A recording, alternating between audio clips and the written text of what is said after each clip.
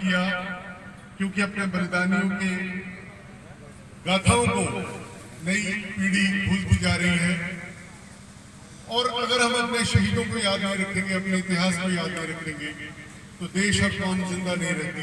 इसलिए उन्हें याद करना, उनसे प्रेरणा लेना, उनसे ऊर्जा लेना बहुत आवश्यक है।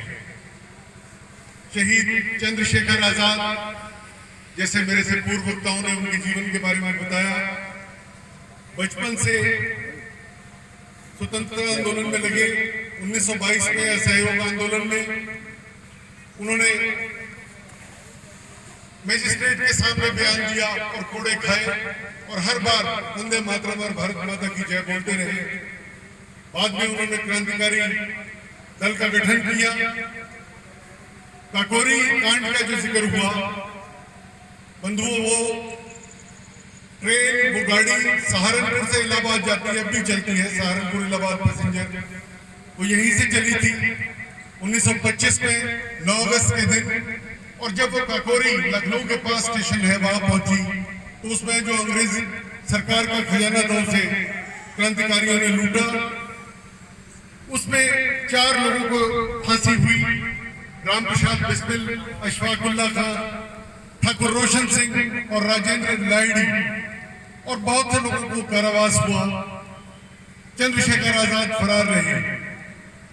उन्हीं दिनों सरदार भगत सिंह, मेरा परिवार पंजाब से है, लाहौर से वो कानपुर आए और गणेश शंकर विद्यार्थी एक बड़े पत्रकार थे, उनकी अखबार प्रताप में काम करने लगे। फरारी के दौरान वहीं उनकी मुलाकात चंद्रशेखर आजाद से हुई और एक क्रांतिकारी दल का गठन किया। इसके आगे की कहानी शायद आपने सुनी हो। 1928 में साइमन कमीशन भारत आया, जिसका काम था कि वो देश में सुधार का एक नक्शा पेश करे, रिपोर्ट दे। और उस कमेटी में एक भी हिंदुस्तानी नहीं था, सारे अंग्रेज थे। इसका विरोध हुआ। लाहौर में पंजाब के वयोवृद्ध नेता लाला लाजपत राय के नेतृत्व में साइमन वापस जाओ के नारे लगे, जिसपे बर्बरता से ब्रिटिश सरकार ने लाठीचार्ज कराया। लाला लाजपत राय शहीद हो गए और इस बात के बाद पूरा देश हिल गया। देश की नेत्री वसंती देवी, जो कि बंगाल से थी, उन्होंने कहा कि इस देश में कोई तरुणाई ऐसी बची है जो इस अपमान का बदला ले सके। तो उस चैलेंज को सरदार भगत सिंह और चंद्रशेखर आजाद ने स्वीकार किया और उन्होंने लाहौर में एसएसपी के कार्यालय के बाहर डिप्टी सुपरिटेंडेंट ऑफ पुलिस को गोलियों से उड़ा दिया। और जब वो वहां से भाग कर डीएवी कॉलेज के रास्ते फरार हो रहे थे, तो एक अंग्रेजी पुलिस का हिंदुस्तानी सिपाही चंदन सिंह उनके पीछे आया। चंद्रशेखर आजाद ने कहा कि तुम हिंदुस्तानी हो, तुम्हारे से हमारी कोई लड़ाई नहीं, वापस चले जाओ। लेकिन वो नहीं माना और तब चंद्रशेखर आजाद ने उन्हें उस सिपाही को वहीं ढेर किया।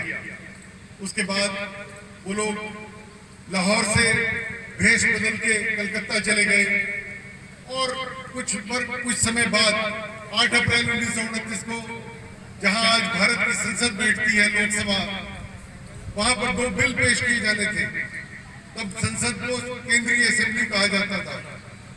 2 बिल थे, मजदूर और जन सुरक्षा के विरोध में ट्रेड डिस्प्यूट्स बिल और पब्लिक सेफ्टी बिल। उन्हें केंद्रीय असेंबली ने नामंजूर कर दिया था, लेकिन ब्रिटिश वायसराय को अधिकार था कि वो अपने विशेषाधिकार से उन्हें पास कर दे। और 8 अप्रैल 1929 के दिन ज्यों ही वो घोषणा हुई, सरदार भगत सिंह और बटुकेश्वर दत्त दर्शक दीर्घा में उठे, जहां लोकसभा बैठती है, और उन्होंने 2 बम फेंके। वो बम किसी की जान लेने के लिए नहीं थे, वो सिर्फ आवाज करने के लिए थे। और उन्होंने इनकलाब जिंदाबाद, क्रांति चिरंजीव हो, साम्राज्यवाद मुर्दाबाद का नारा लगाते हुए अपने आप को गिरफ्तार कराया। भारत माता की जय।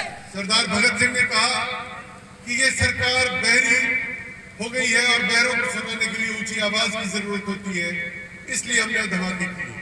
ये किसी की जान लेने के लिए नहीं, बल्कि दबे और कुचले करोड़ों लोगों की आवाज ब्रिटिश सरकार के कानों में पहुंचाने के लिए है। ये संघर्ष जारी रहा।